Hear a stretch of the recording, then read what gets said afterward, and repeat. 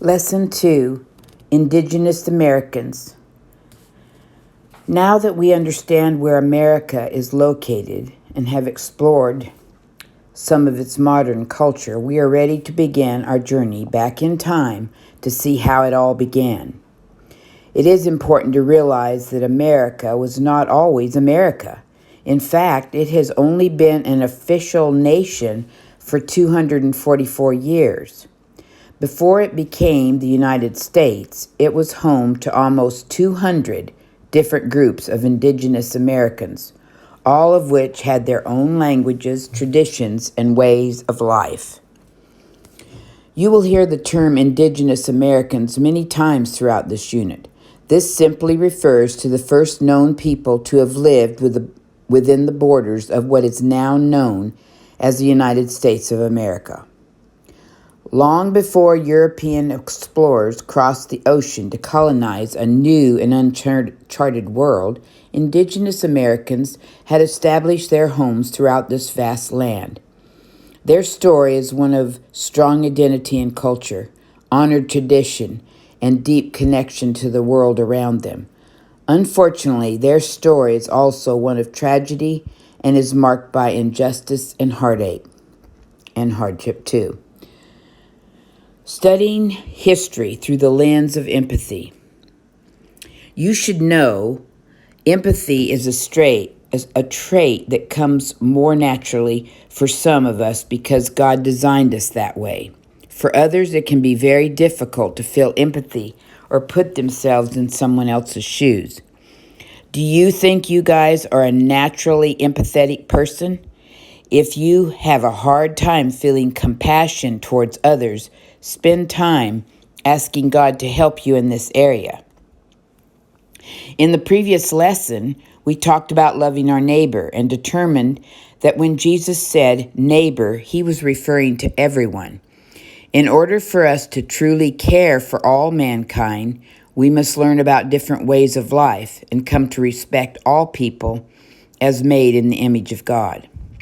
This is so important because the more we get to know those who act, think, and believe differently than us, the more we develop empathy, or the ability to feel and understand things from someone else's perspective. Over the next several lessons, we will be spending time exploring the culture and history of the indigenous Americans who lived in different regions of the land known as the U.S. While each tribe was unique, many of them had things in common with the other tribes that lived nearby. Because of these similarities, indigenous Americans are often grouped into geographic regions to better understand what life would have been like for the people who have lived in each area. My hope is that by getting to know the diverse groups of people who first called this land their home, you will develop a empathy for the mistreatment that would ultimately befall them when European explorers discovered their land. Where did indigenous Americans live? A geographic region is simply an area that has geographically or physical land traits in common. Still confused? That's just a fancy way of saying an area of land that looks the same. The 10 regions found in what is now the United States are referred to as Northeast, Southeast, the Plains, Southwest, the Great Basin, California, Northwest Coast, Plateau, Subarctic, and Arctic. Take a minute to examine the map and see if you can locate each group. And there's 10 regions on the map. See if you can locate those. All right. Next is, how did indigenous Americans first arrive? Throughout history, important moments are typically recorded and written for future generations to study. However, like many early people groups, indigenous Americans did not have a formal method for writing accounts. Instead, they chose to pass on their stories through oral narration. They would retell their stories until they were committed to memory. The oral tradition was a treasured part of Indigenous American culture and led to a great sense of community. It also helped them maintain a deep connection not only with each other, but also with their past. Families would recite stories to each other for entertainment. Chiefs would recount tales of victory and bravery to encourage their tribe.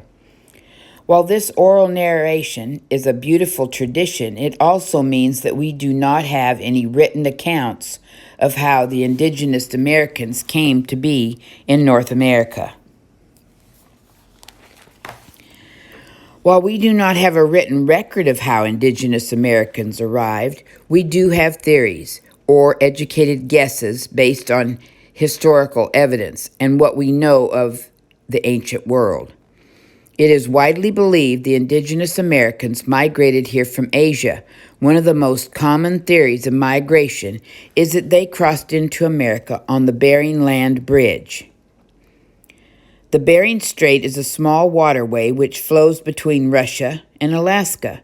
Many believe that at one point ice locked up on land, sea levels dropped, and it was possible for people to cross over the strait on foot.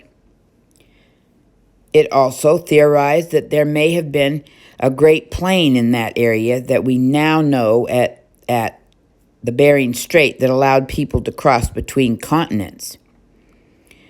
They then would have made their way south and west, discovering new lands and establishing their new homes.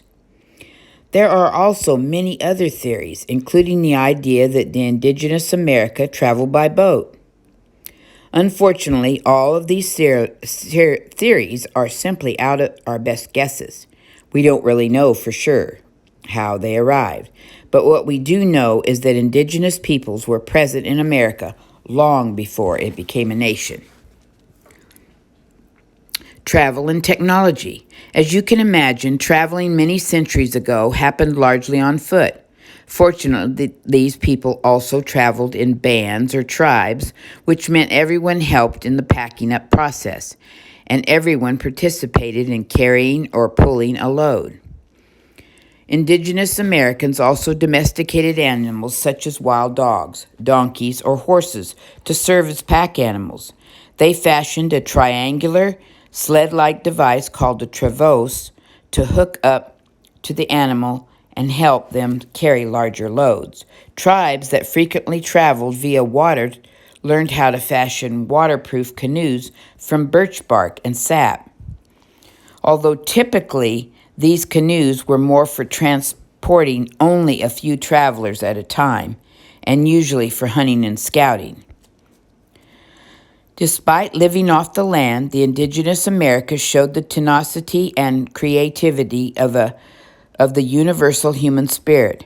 With nothing but creation at their disposal, no blacksmith forge or large factories or electricity, they created weapons, baskets, pottery, beads, and even the harpoon. It's estimated that 100,000 to 200,000 indigenous peoples covered large areas of America, meaning they had many needs, but also many minds and hands to put to work creating things to make life easier. Their different dwellings, for example, are not mere happenstance. These were advances in building that reflected the needs and culture of the groups dwelling in them. And that concludes our lesson for today.